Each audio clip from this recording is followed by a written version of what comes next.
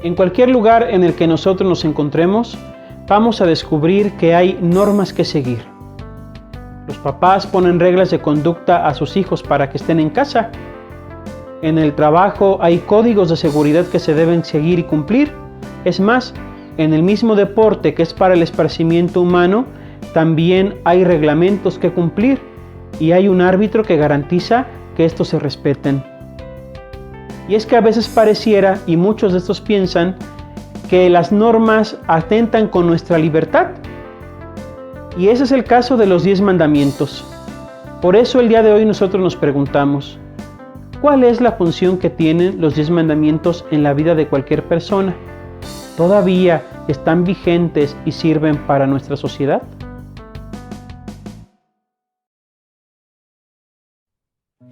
La primera lectura que hemos escuchado el día de hoy nos muestra el pasaje cuando al pueblo de Israel, el pueblo de Dios, se le entrega la lista de mandamientos que habían de seguir en el Sinaí. Y hay que dejar muy claro que no es Moisés el que promulga estos mandamientos, sino es el mismo Dios el que se los da a su pueblo.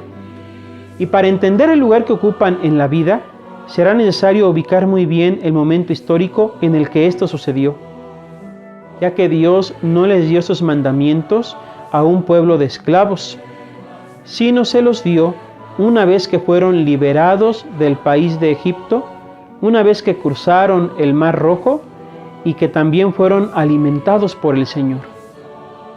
Los mandamientos no son para las personas que viven como esclavos, sino son para las personas libres, porque los mandamientos nos dan libertad. Si nosotros los vemos como una imposición de Dios, entonces nos podremos preguntar, bueno, me dices que soy libre y me das mandamientos, pero los mandamientos no contradicen nuestra libertad. Al contrario, tenemos que verlos como una guía que Dios nos da para que nosotros podamos también conducirnos con libertad ante Dios y ante nuestros hermanos. La máxima expresión del cumplimiento de los mandamientos y de su vivencia la tenemos en Cristo, que el día de hoy nos dice en el Evangelio, destruyan este templo, anunciando ya su pasión y su cruz, y al mismo tiempo su resurrección. Esta cruz será la expresión máxima del cumplimiento de la voluntad de Dios, que esto es lo que nos muestran los mandamientos. ¿Por qué? Porque bien nos dice San Pablo en la primera carta a los Corintios, esta cruz representa la sabiduría de Dios que nos enseña cómo debemos vivir. El fondo del cumplimiento de todos los mandamientos es el amor que se vive en la cruz. ¿Por qué?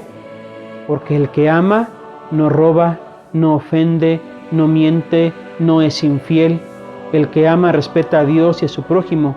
En pocas palabras, el que ama no peca. Es más, el que ama no se dedica a cumplir los mandamientos, sino a vivirlos. Y esa es la meta y el ideal de todo cristiano.